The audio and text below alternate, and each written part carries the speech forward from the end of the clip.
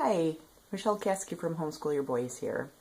I've got a quick tip for you if you find yourself in sort of the doldrums of your homeschooling year, where the kids don't seem to be all that interested in what you have to say, and sometimes the lessons even seem a little bit boring to you. Something very simple that you can do to make things a lot more exciting is you can add competition in to your homeschool lessons. So there's a couple pretty easy ways to do this. One thing that I used to like to do, especially when my boys were younger, is I would just get a kitchen timer, or you can use the timer on your oven or your microwave or any kind of timer that you happen to have laying around, and time your kids. Either you can time them against themselves. So for instance, if they seem kind of bored with their math worksheets, time them one day, and then the next day see if they can beat the time. See if they can do their problems quicker today than they did them yesterday. If you have kids that are somewhat close in age, you can give them both of their work to do at the same time, and then you can say ready, set, go, and you can even put a stopwatch or use that timer and try to get them excited about going through their math problems super quick or whatever. So anyway, that's a great way to make things a little bit more exciting. Add in that competition.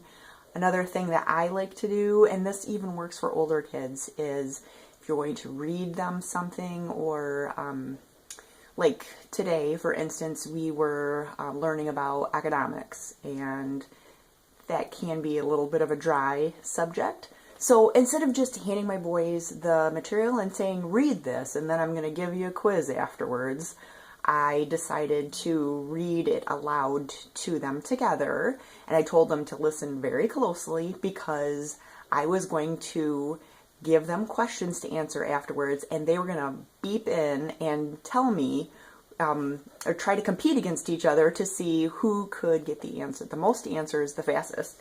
And something that we like to use to do that is this expert. See it there? Kind of. It's awesome. It actually has a buzzer and lights, and let's see, it looks like you can have 1, 2, 3, 4, 5 kids, 3, 4, 5, 6 kids use it at the same time, and it's awesome because then you don't even have to be able to read the questions and figure out who raised their hand the fastest or whatever. This thing does it for you, does all the work for you. But it's amazing when you want your kids to really pay attention, and you don't want to bore them or stress them out by saying, we're going to have a quiz afterwards.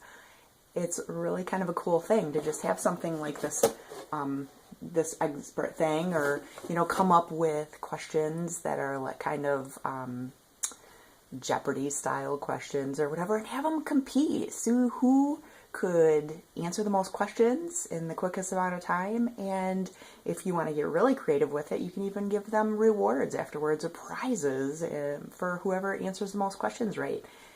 You'll be amazed. If you do something just simple like that, throw in that little bit of competition, you'll be amazed at how much more your kids will be eager to learn.